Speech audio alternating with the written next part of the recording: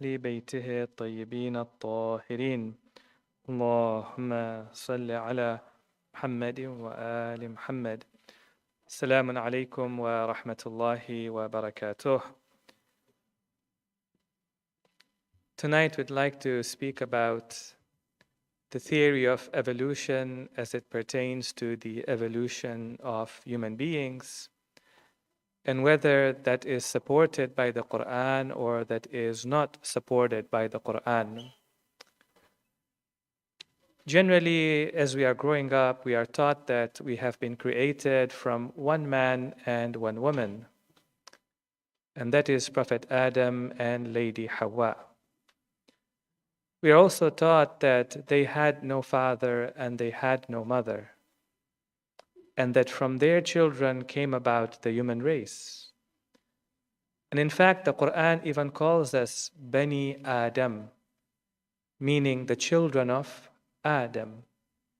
Sometimes in the Quran, Allah subhanahu wa ta'ala addresses us and He says, Ya ayyuhan nas, O mankind.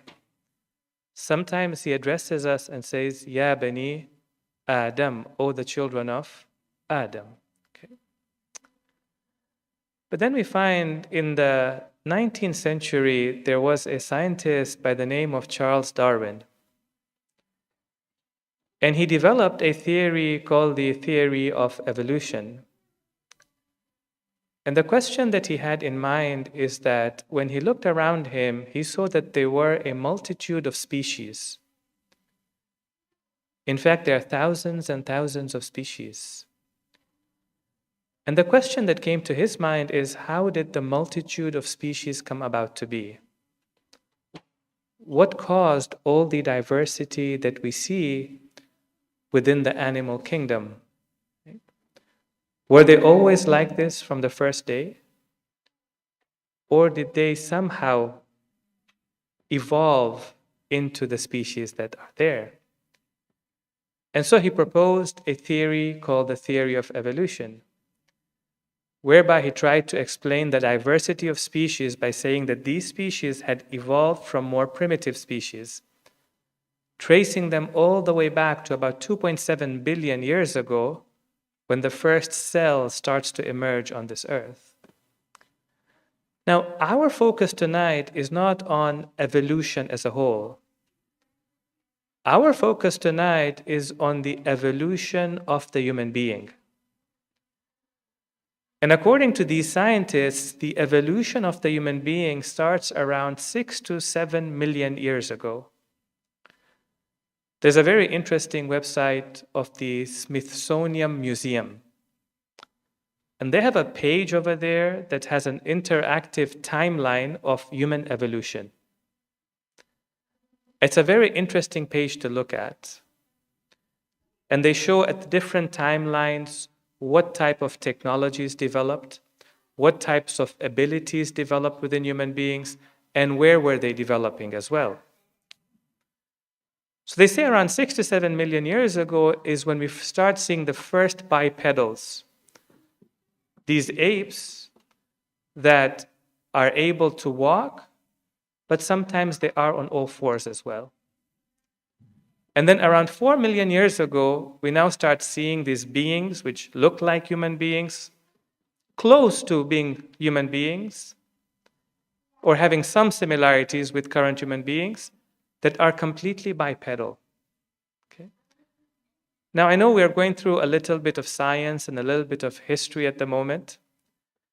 I think it's really important for us to have a picture of what we are discussing. Before we pass any judgment on the theory, before I say I agree with it or I disagree with it, before we can say that it is supported by the Quran or it is not supported by the Quran, I think first we need to understand what is the theory. And what is this theory trying to tell us about human evolution? Okay? And they say about 2 million years ago is when you start seeing the Homo species appearing on the earth. Okay? And the first of the Homo species were the Homo erectus. And they have long gone extinct now, But it is said that their species lasted for around 1.8 million years. And about 500,000 years ago, they say, there are many other Homo species that start to appear on the earth. The Homo habilis, the Homo heidelbergensis, the Homo florensis, the Homo neanderthalis, and about 300,000 years ago, the Homo sapiens as well. And so what's very interesting is that according to them, there was a period of time on this earth when about 4 to 5 different human-like species were living at the same time. And some of them in Europe were even interacting with one another.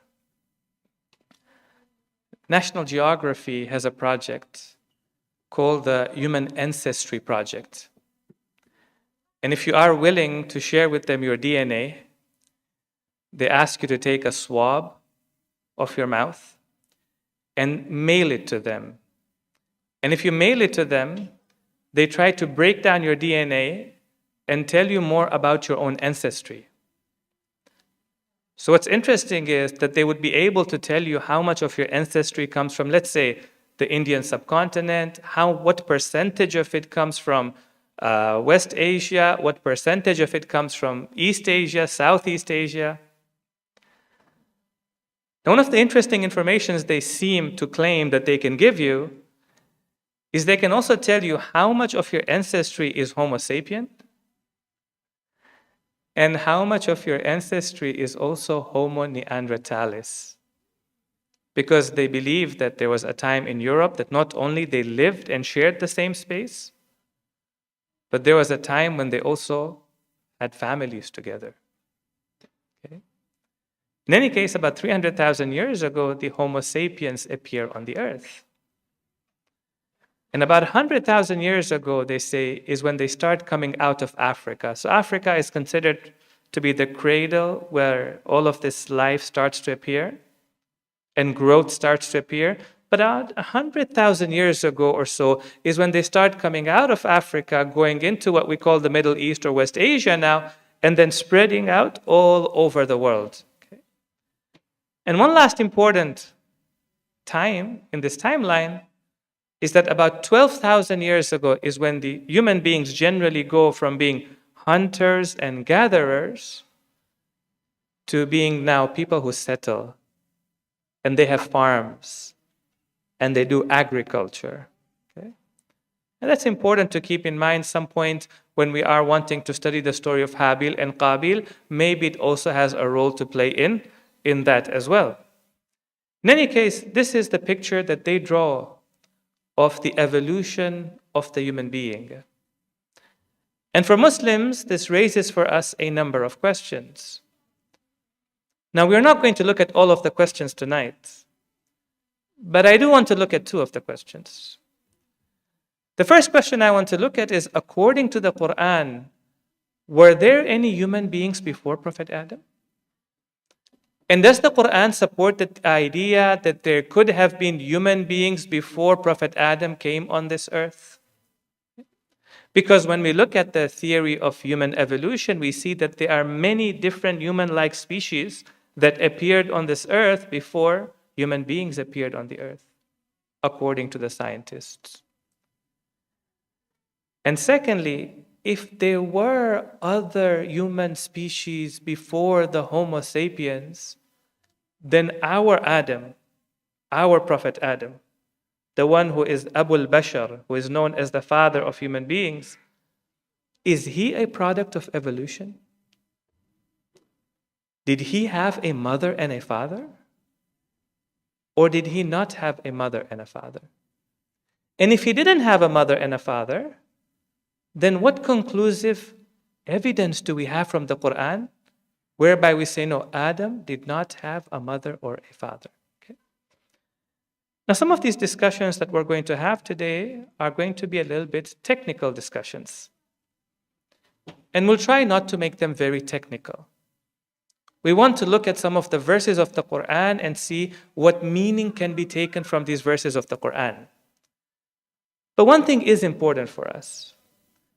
that we have to have a general understanding of what is the Islamic view and the Quranic view of the theory of evolution. And we cannot ignore this topic. Our children today are studying the theory of evolution at elementary school. In grade 6 and 7, they are learning about the theory of evolution.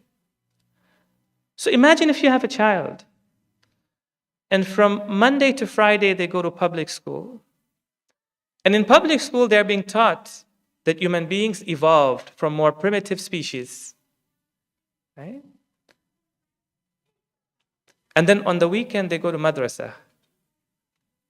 And when they go to madrasa, the teacher teaches them that human beings came from Adam, and Adam came from clay. He was made from the clay of this earth, and Adam did not have any mother or father. Doesn't the child have to reconcile this? At some point, there has to be a reconciliation. If the child is not able to reconcile this, either he might end up saying, there's something wrong with science, and there is a lot wrong sometimes with it. Or there's something wrong with religion, right? And that science and religion cannot be reconciled. Whereas we know that science and religion, not science, but our understanding of nature and our understanding of the Quran can be reconciled. Okay? So let's come to the first question that we had. Does the Quran support the idea that before Prophet Adam, there were other human-like species? Now, what we see in the Quran is that there's no verse that explicitly states that there were human-like species before Prophet Adam. And there is no verse that explicitly says that there were no human-like species before Prophet Adam. What we have are verses that indicate that there may have been some human-like species before Prophet Adam. One of those verses appears in Surah Al-Baqarah. And it's a conversation between Allah subhanahu wa ta'ala and the angels. And Allah tells us, وَإِذْ قَالَ رَبُّكَ لِلْمَلَائِكَةِ إِنِّي جَاعِلٌ فِي الْأَرْضِ خَلِيفَةً. And remember the time when your Lord said to the angels that I am going to place on this earth a Khalifa. So now the angels had a question. It wasn't an objection. Angels don't object to Allah subhanahu wa ta'ala. It was a question for the purpose of istifham. We went over istifham yesterday. Right? Istifham means you want to understand. Okay? قالوا, they said, أَتَجْعَلُ فِيهَا مَنْ يُفْسِدُ فِيهَا وَيُسْفِكُ الدِّمَاء. Are you going to place on this earth somebody who's going to cause corruption on this earth? So this person is going to do two things. One, he's going to cause corruption on the earth. And secondly, he's going to shed blood on this earth. In other words, they're saying to Allah, oh Allah, this person that you want to place as a Khalifa on this earth, it doesn't seem to us that he will be able to take responsibility for the earth, nor will he be able to take responsibility for the inhabitants of the earth. And then they say to Allah subhanahu wa ta'ala, وَنَحْنُ نُسَبِّحُ بِحَمْدِكَ وَنُقَدِّسُ لَكَ. And we, O Allah, we glorify you with your praise and we hold you to be sacred. What they're saying to Allah is that if the purpose of placing this human being on this earth is so that he comes on this earth and he worships you, and he glorifies you, and he praises you, then we already worship, glorify, and we praise you. And Allah said to them, إِنِّي أَعْلَمُ مَا لَا تَعْلَمُونَ. I know that which you do not know. Okay? Now there's a conversation about that. But the point that we want to come to is, how did the angels know? And what caused the angels to know that this one, when he goes on earth, he is also going to cause corruption? And he is also going to shed blood. So the Mufassirin of the Quran, they give two possible answers over here. The first possible answer is that when they looked at the nature of the human being and the nature of life on this earth, they knew there would be conflict on this earth. They could see that this human being, on one hand, he has aql, but on the other hand, what does he have? He also has shahwa. He also has ghadab, anger. He also has the power of imagination. He's also going to become engrossed in this world. He will have to struggle for his survival. In this world, the metaphysical world, the higher world, will not be clear for him. Because of that, he will engage in corruption. That's one answer. But the second answer that the Mufassirin of the Quran give us is that they had already seen it before. That other human-like creatures, when they had come onto this earth, that's what they had done. And when they saw Adam alayhi salam, he looked similar to them. They said, well, if that's what they had done, then this is what he is also going to do. Now what's interesting is that this interpretation of the Quran, by the way, does not come after the theory of evolution is presented. That's very important. Because we might say that we're trying to fix this verse of the Quran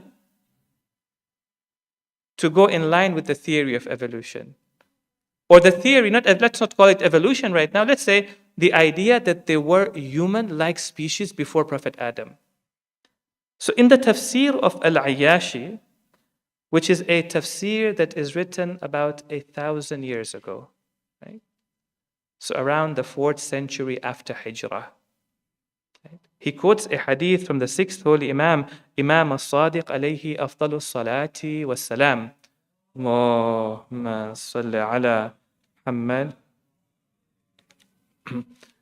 He says, ما علم الملائكة بقولهم أتجعل فيها من يفسد فيها ويسفك الدماء. The angels would not have known when they asked, Oh Allah, are you going to place on this earth somebody who's going to cause corruption?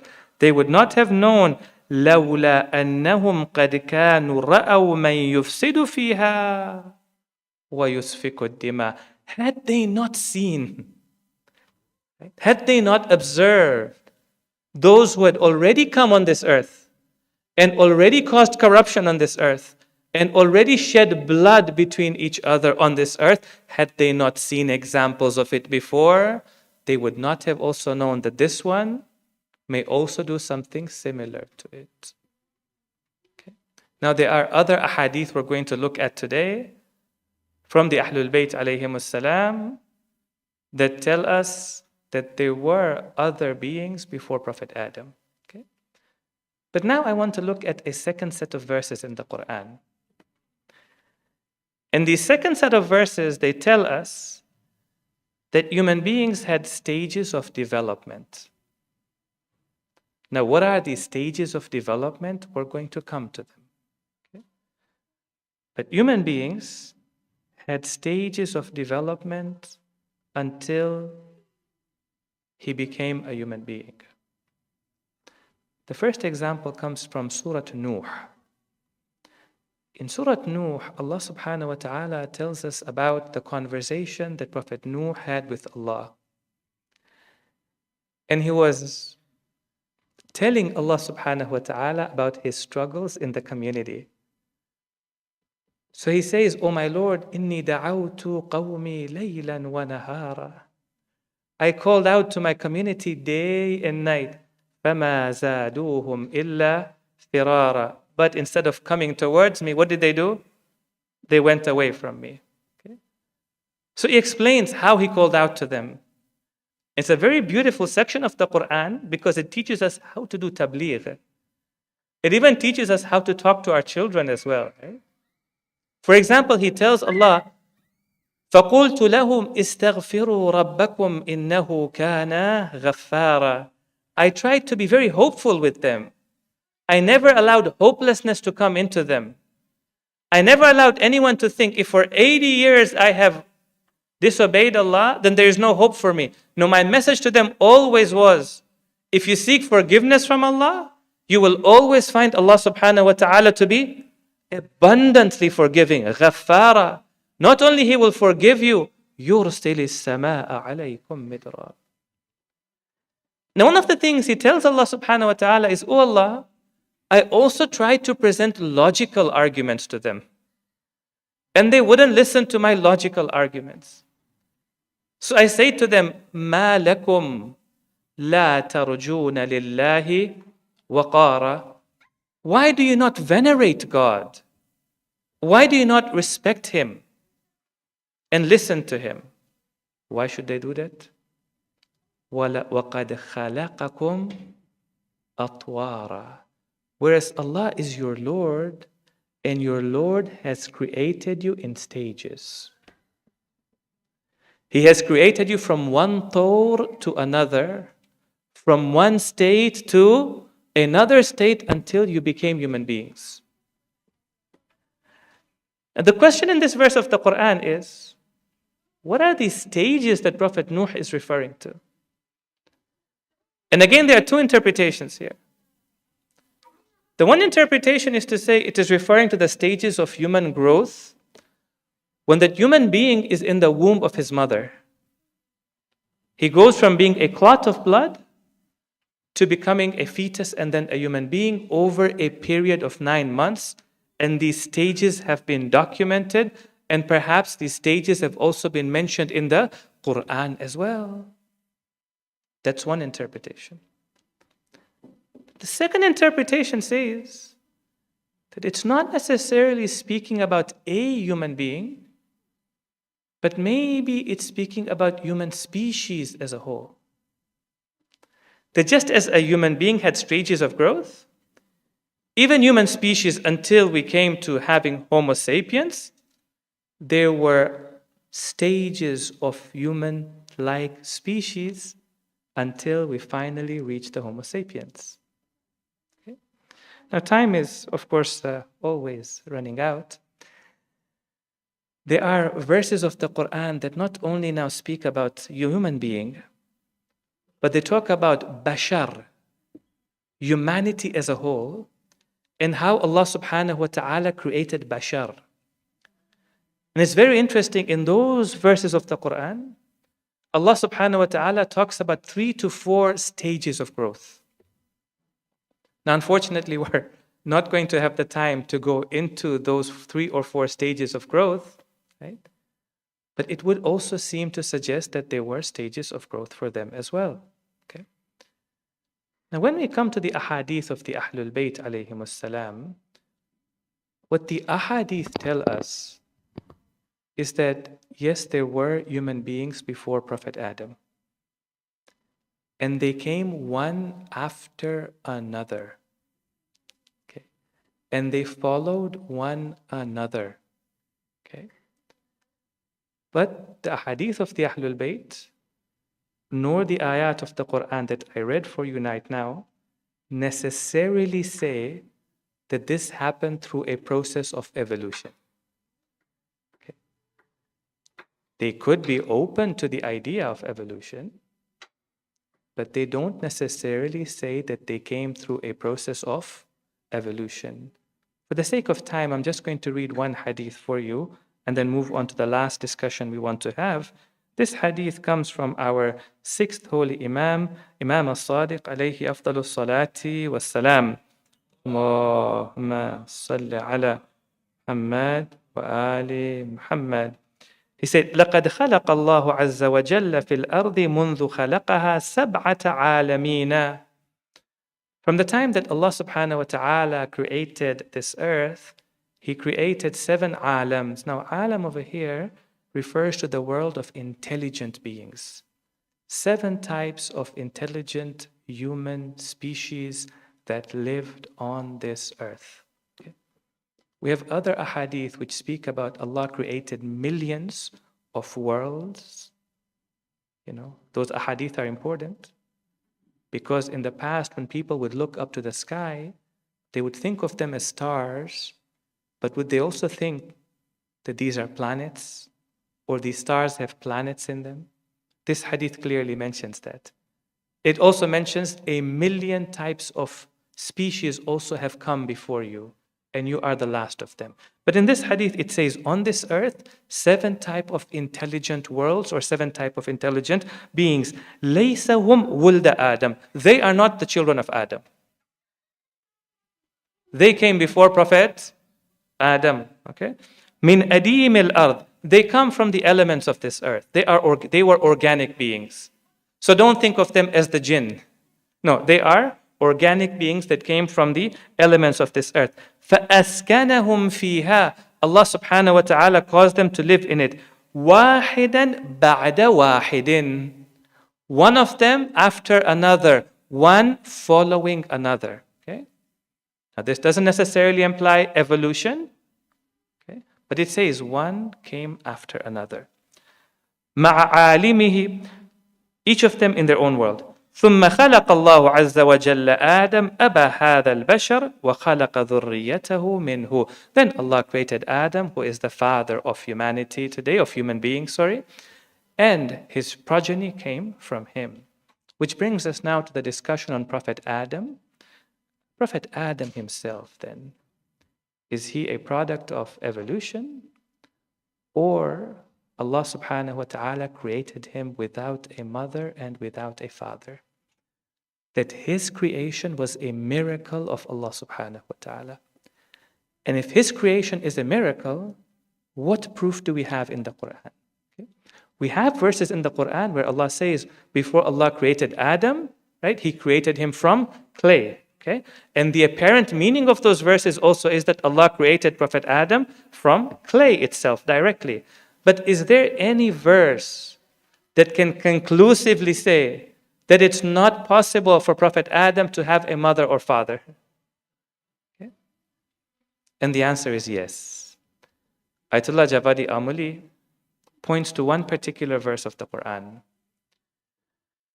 And this verse is in the context of the Christians of Najran. Okay?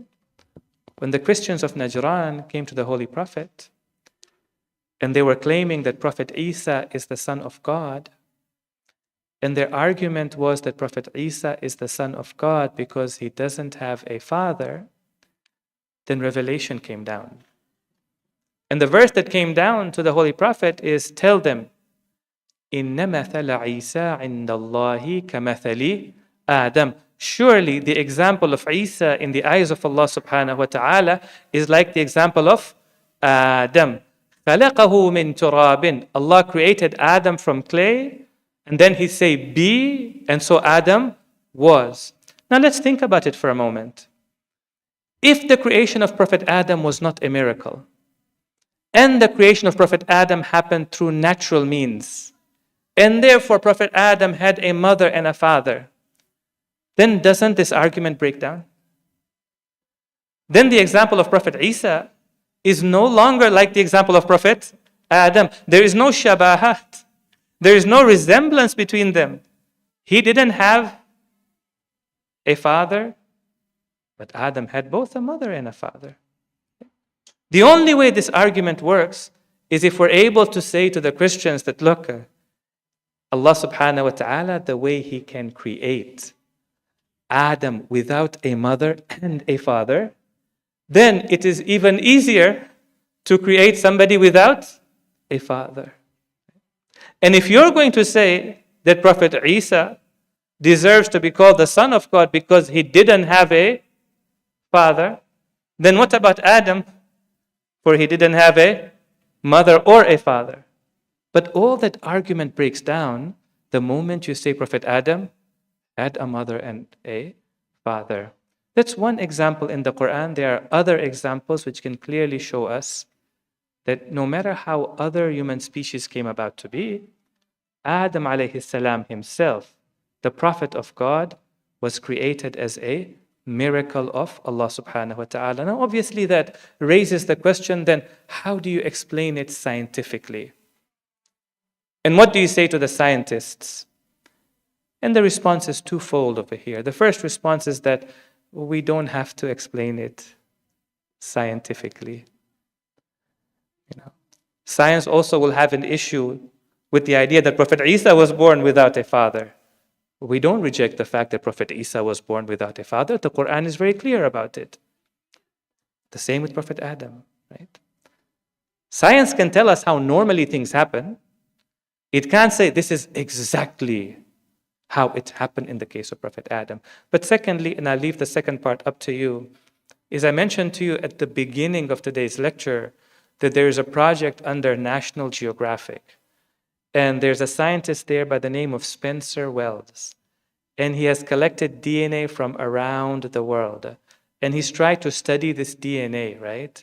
And I mean, not just thousands, but tens of thousands or hundreds of thousands of people providing DNA. And he has come to a conclusion that he can demonstrate using DNA and ancestry, right, to show that all human beings on this earth, you can trace them all back to one man, to one Homo sapien, right? And that's also an example that gives us proof that all of us come from Prophet Adam. Sallu ala Muhammadin wa ali Muhammad. Allahumma salli ala Muhammadin wa ali Muhammad. We pray to Allah subhanahu wa ta'ala to accept all of our good deeds for the holy month of Ramadan, and during this week to help us prepare for the holy night of Qadr, and to prepare our hearts to worship Him on the night of Qadr. Rahimallahu man qara al-Fatiha.